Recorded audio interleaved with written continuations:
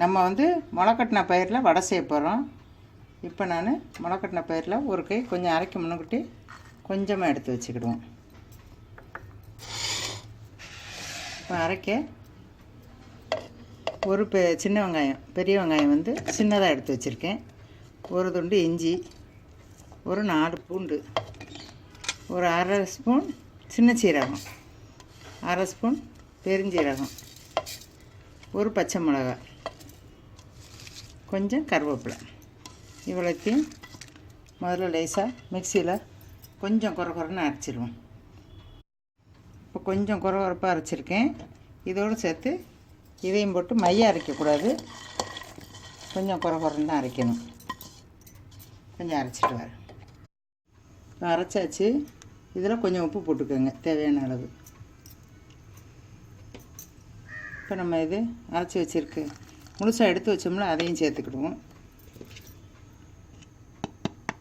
கொஞ்சம் மஞ்சத்தூள்,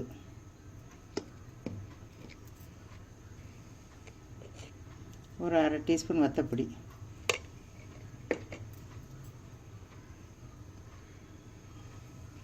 ஒரு டீஸ்பூன் கடலை மாவு, ஒரு 1.5 டீஸ்பூனாக போட்டுக்கோங்க. ஒரு 1/4 டீஸ்பூன் கரம் மசாலா தூள். இப்போ எல்லாத்தையும் போட்டு விரவி வடை பார்த்துக்கு விரவிடலாம். இப்போ எல்லாம் மிக்ஸ் பண்ணியாச்சு. இனிமே ஒரு சின்ன சின்ன உருண்டையாக எடுத்து வச்சுக்கிடுவோம், தட்டி போடு. இப்போ வந்து எண்ணெய் காஞ்சிருச்சு. நம்ம தட்டி போட்டு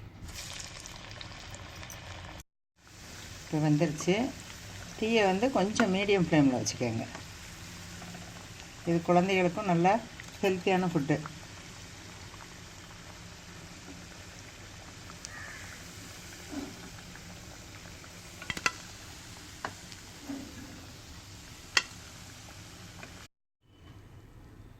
இப்போ முளைக்கட்டின பயிர் வடை ரெடி.